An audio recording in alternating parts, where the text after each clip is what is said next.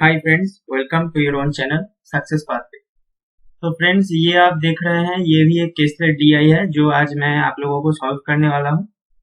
ठीक है, तो इसको पहले आप स्क्रीनशॉट लेके कोशिश कीजिएगा, उसके बाद मेरा जो अप्रोच है वो देखिएगा।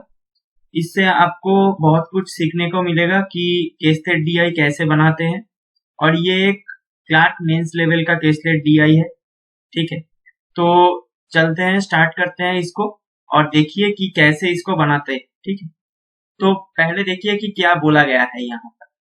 तो पहला जो बोला है कि ए न्यूज़पेपर डिस्ट्रीब्यूटर, एक न्यूज़पेपर डिस्ट्रीब्यूटर है जिन्होंने डिस्ट्रीब्यूट किया है डेली 600 न्यूज़पेपर्स। क्या क्या न्यूज़पेपर है यहाँ पर? द हिंदू है, इकोनॉमिक टाइम्स है और बिजनेस स्टैंडर्ड है।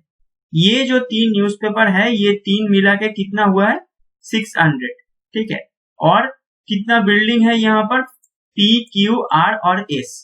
तो हमें ये जो चार बिल्डिंग है P, Q, R और S, इसमें ये जो तीन न्यूज़पेपर्स है, the Hindu, economic times and business standard, ये तीन न्यूज़पेपर, ये चार बिल्डिंग में इसको अरेंज करना होगा। ये है हमारा डीआई।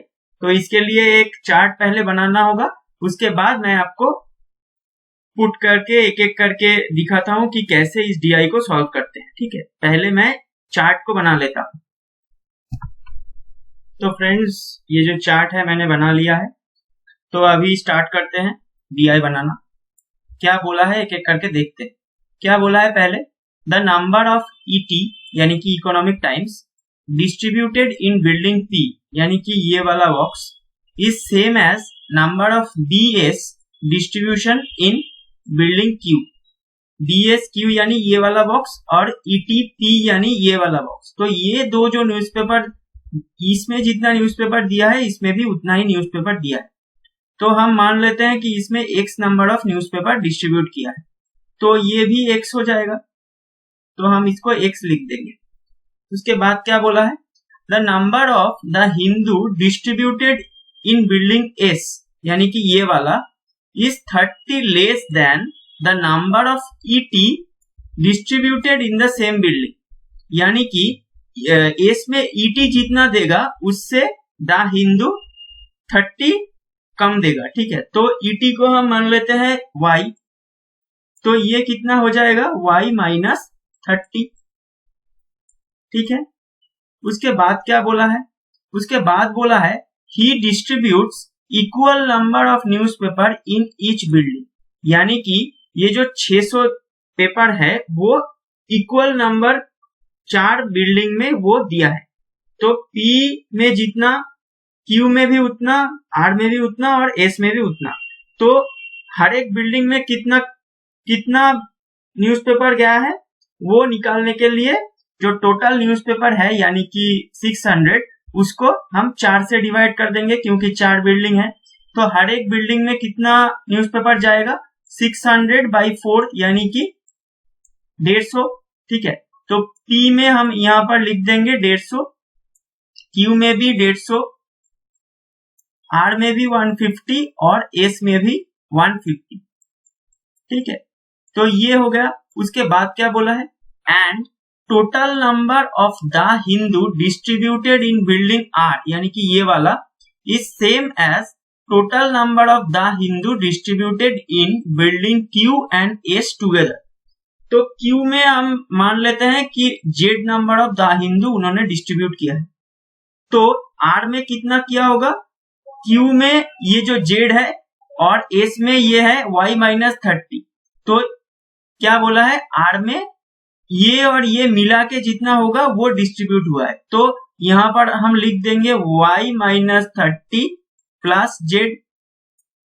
ठीक है, क्योंकि total number of Q plus S बोला था R में, तो y माइनस 30 S का और जेड है Q का, तो total y minus 30 plus Z, ये हो गया। उसके बाद क्या बोला है? Total number of the Hindu newspaper with distributor initially.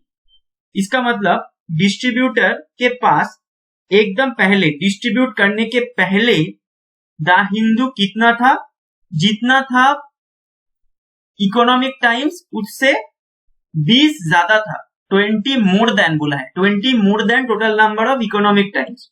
और क्या बोला है, total number of Economic Times were 20 more than total number of Business Standard. यानी कि बिजनेस स्टैंडर्ड को यहां पर मैं दिखा देता हूं, बिजनेस स्टैंडर्ड को अगर हम x मानते हैं तो इकोनॉमिक टाइम्स था उससे 20 ज्यादा, यानी कि x प्लस 20, और द हिंदू जो था वो था इकोनॉमिक टाइम्स से 20 ज्यादा, यानी कि x माइनस 20, ये तो इकोनॉमिक टाइम्स है, इससे भी 20 प्लस, यानी कि x minus 40, sorry x plus 40।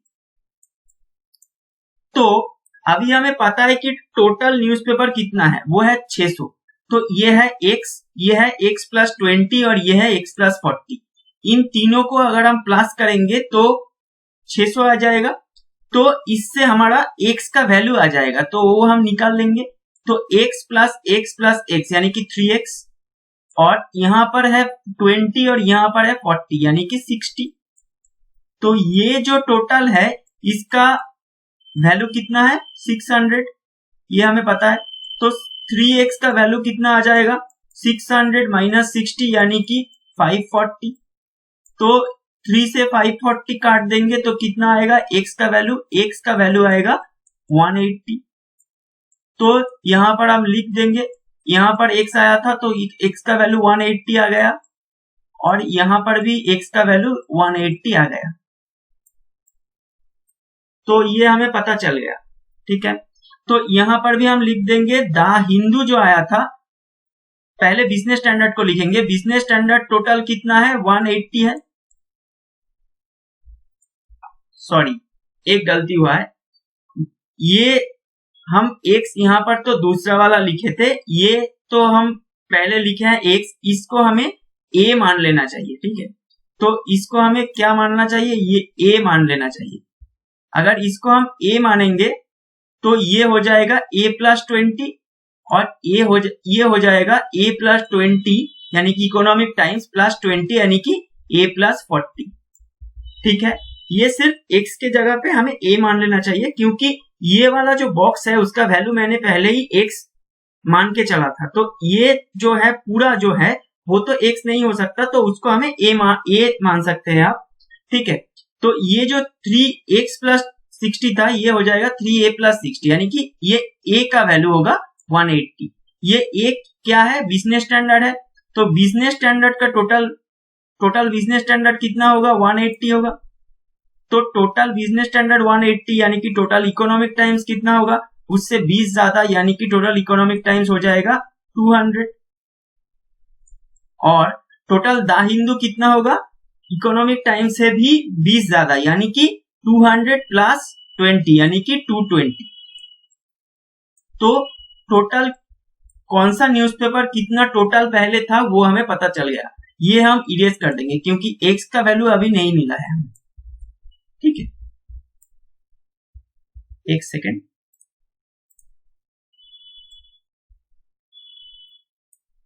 हाँ, उसके बाद क्या है हम देखते हैं। उसके बाद क्या बोला है, the number of ET in building are, ET यानी कि इकोनॉमिक टाइम्स, बिल्डिंग आर यानी कि ये वाला box, the Hindu in building S यानी कि ये वाला box, and business standard in S is same. तो द हिंदू तो ये वाला बॉक्स है, बिजनेस स्टैंडर्ड ये वाला बॉक्स, ये तीन जो बॉक्स है, ये वाला और ये वाला, ये बोला है कि सेम है, ठीक है। तो ये वाला तो हमें पता है कि y माइनस 30, तो ये भी हो जाएगा y माइनस 30, और ये भी हो जाएगा y माइनस 30, ठीक है। और लास्ट में क्या बोला है, the number of ET in building Q is twice than that of P, यानी कि P में ET तो हम मान के चले थे x, तो Q में जो इकोनॉमिक टाइम्स होगा उससे 2 गुना होगा यानी कि 2x। तो ये इंफॉर्मेशन हमें दिया है, अभी हमें इस इंफॉर्मेशन को यूज करके डेटा को निकालना पड़ेगा, ठीक है। तो कैसे निकालेंगे, ध्यान से देखिए। पहले ये वाला जो एस का जो बॉक्सेस है ये देखिए, ठीक है। ये जो है द हिंदू एस का, ये है y माइनस 30, मैं यहां पर लिख रहा हूं y माइनस 30, ठीक है। उसके साथ ये है इकोनॉमिक टाइम्स y और बिजनेस स्टैंडर्ड जो है वो भी है y-30। तो ये तीन का ऐड करके एस का टोटल न्यूज़पेपर एस में कितना डिस्ट्रीब्यूट हुआ है 150, यहाँ पर लिखा हुआ है। तो ये टोटल वैल्यू कितना है 150 है, इससे हमारा y का वैल्यू निकल जाएगा। ठीक है, तो ये 3y है यानी कि 3y और -60, 3y -60 यानी कि इज इक्वल टू 150। तो 3y कितना आएगा 150 प्लस 60 यानी कि 3y आएगा 210। तो y कितना आएगा 3 से ये काट जाएगा तो y आएगा 70। तो ये कितना आएगा y-30 है यानी कि 40, ये y है यानी कि ये 70 हो जाएगा और ये भी y-30 है यानी कि ये भी 40 हो जाएगा और ये भी y-30 है हमारा, तो ये भी हो जाएगा 40। ठीक है, और ये है y-30 प्लस जेड यानी कि 40 प्लस जेड। ठीक है, ध्यान से देखिएगा, ये हमें अब तक ये मिला है। उसके बाद हमें क्या करना है, उसके बाद ये देखिए इकोनॉमिक टाइम्स वाला ये जो है x 2x 40 और 70। तो आप ध्यान से देखिए x plus 2x plus 40 plus 70, ये चार अगर हम ऐड करेंगे तो पूरा इकोनॉमिक टाइम्स आएगा। उसका वैल्यू कितना दिया है, क्या हमने निकाला है 200। तो इससे क्या निकल के आता है कि x प्लस 2x प्लस और क्या क्या था 40 प्लस 70, इसका टोटल कितना आ रहा था, इकोनॉमिक टाइम्स टोटल कितना था 200। तो हम यहाँ पर 200 लिखेंगे। तो 3x प्लस 110 ये हो जाएगा 200। तो 3x का वैल्यू कितना आएगा 200 माइनस 110 यानी कि 90। तो x का वैल्यू कितना आएगा 30 आएगा। ठीक है, तो यहां पर हम लिख देंगे x 30, 2x हो जाएगा 2 इंटू 30 यानी कि 60, यहां पर भी x था इसलिए 30 हो जाएगा। अब देखिए ये r वाला देखिए, नहीं r नहीं, अभी ये वाला देखिए q वाला। ठीक है, q वाला देखिए, q में इकोनॉमिक टाइम्स है 60, बिजनेस स्टैंडर्ड है 30 और टोटल न्यूज़पेपर 150। तो इससे द हिंदू निकल जाएगा। तो 60 और 30 मिला के कितना होता है 90 होता है और टोटल कितना है 150 है। तो द हिंदू कितना आएगा 150 माइनस 90 यानी कि 60। तो ये अगर 60 है तो r में जो द हिंदू है वो क्या है 40 प्लस जेड यानी कि 40 प्लस 60 यानी कि 100। अब देखिए r में द हिंदू है 100, इकोनॉमिक टाइम्स है 40, टोटल कितना 140 और पूरा जो r में जो डिस्ट्रीब्यूट हुआ है वो कितना हुआ है 150, हर एक बिल्डिंग में सेम बोला है।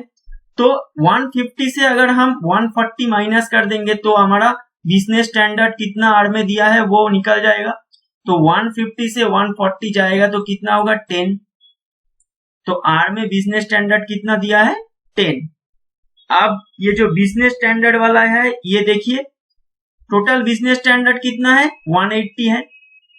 तो s में दिया है 40, r में दिया है 10 और q में दिया है 30 यानी कि 40 प्लस 10 50 और 30 यानी कि 80 और टोटल कितना है 180। तो इसमें कितना जाएगा 180 माइनस 80 तो कितना हो जाएगा बिजनेस स्टैंडर्ड p में 100। अब ये वाला जो है p जो द हिंदू वाला है ये हम किसी से भी कर सकते हैं, ये वाला लेके भी कर सकते हैं और ये वाला लेके भी कर सकते हैं। तो ये वाला ले लेते हैं। तो p में इकोनॉमिक टाइम्स है 30, बिजनेस स्टैंडर्ड है 100, तो टोटल कितना होगा 130 और टोटल डिस्ट्रीब्यूट कितना हुआ है 150 हुआ है। तो द हिंदू कितना आएगा 150 से 130 माइनस करेंगे तो द हिंदू आएगा 220। ऐड करके देख लेते हैं 220 आ रहा है क्या, 100 प्लस 40 140 एंड 60 200 प्लस 20 220। तो ये पूरा हमारा जो DI है वो सॉल्व हो चुका है। तो ऐसे ही आपको ये जो केसलेट है ये पहले समझना होगा, उसके बाद एक एक करके आपको ध्यान से एक एक वैल्यू को समझना है कि क्या बोला है, किससे क्या सेम है, किससे क्या डबल है, ये आपको समझना होगा। ठीक है, तो ऐसे अगर आप दिमाग को अगर शांत रख के अगर आप केसलेट डीआई को बनाएंगे तो आपका हो जाएगा। और आपको रेगुलर केसलेट डीआई प्रैक्टिस करना पड़ेगा, क्योंकि आप देख रहे हैं कि अभी तो प्री में भी हर एक शिफ्ट में आईबीपीएस पीओ का जो एग्जाम हुआ था, लगभग हर एक शिफ्ट में एक केसलेट डीआई आ रहा था। तो आप ये समझ चुके होंगे कि मेंस में तो केसलेट डीआई आएगा ही आएगा। ठीक है, तो केसलेट डीआई को आप अच्छे से प्रैक्टिस कीजिए। ये ज्यादा टफ नहीं होता है। इसका एक बेनिफिट ये है कि अगर आप केसलेट डीआई को एक बार बना लेंगे तो इससे जो 5-6 क्वेश्चंस आएगा, ये क्वेश्चंस बहुत इजी होता है। अगर आप पिछले साल का मेंस का पेपर उठा के देखेंगे तो दूसरा जो डीआई होता है उसमें क्वेश्चन थोड़ा लेंदी होता है, थोड़ा बड़ा होता है, लेकिन केसलेट का क्वेश्चन जो होता है वो छोटा होता है। तो अगर आप ध्यान से देख के वैल्यू को बैठा के अगर जो चार्ट है वो ठीक से बना लेंगे तो क्वेश्चन आपके लिए बहुत ज्यादा दिक्कत नहीं पैदा करेगा। आपका 5 जो क्वेश्चन होगा वो आपका जल्दी जल्दी हो जाएगा। तो पहले ये डीआई को अगर बनाते समय, ये जो चार्ट मैंने बनाया इसको बनाते समय दिमाग को एकदम शांत रखिए, एक एक वैल्यू को समझिए, पुट करिए, आपका डीआई बन जाए। तो ये था आप आज का जो केसलेट डीआई का सेशन। उम्मीद है कि अच्छा लगा होगा। अगर अच्छा लगा है तो एक लाइक कीजिए। अगर कोई बात आपको लगता है कि ये और भी ज्यादा इजी वे में बता सकता था तो वो आप कमेंट करके बता सकते हैं। चैनल को सब्सक्राइब कर लीजिए और बेल आइकन को प्रेस करके रखिए। मैं रेगुलर ये जो मेंस लेवल कंटेंट है ये लाता रहूंगा। तो ठीक है, मिलेंगे नेक्स्ट वीडियो पे। तब तक के लिए अपना प्रिपरेशन जबरदस्त रखिए। All the best.